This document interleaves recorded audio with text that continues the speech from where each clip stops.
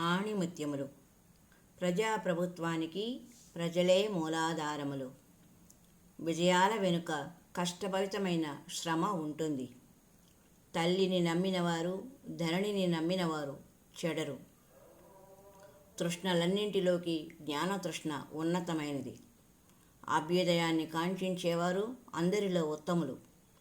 మూర్ఖునితో చెలిమి కత్తిని కౌగిలించుకోవడమే. నిజాయితీకి, సామర్థ్యానికి ప్రాధాన్యత ఇవ్వాలి. మనిషి వ్యక్తిత్వానికి అతని బాల్యమే పునాది. ప్రభుత్వం లేని రాజ్యం జీవం లేని దేహం లాంటిది. విద్యా సుమగంధాలు వెదజల్లేవే విద్యాలయాలు.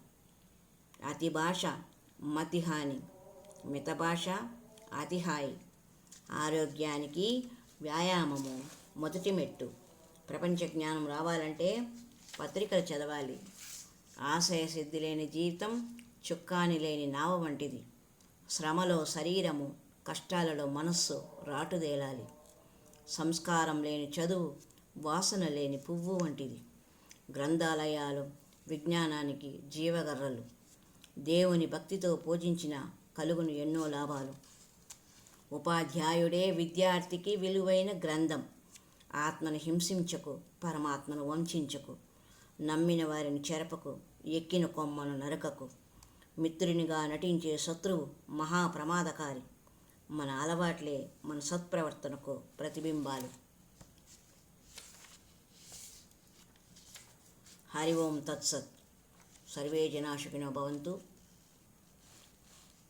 బానిసగా బ్రతకడం మనిషికి ఒక పెద్ద శాపం. అన్యాయం, అధర్మంతో రాజీ పడడం అతిపెద్ద నేరం. ఎలాంటి పరిణామాలు ఎదురైనా అసమానతకు వ్యతిరేకంగా పోరాడటం అత్యంత అదృష్టం అని సుభాష్ చంద్రబోస్ చెప్పిన మాటలు.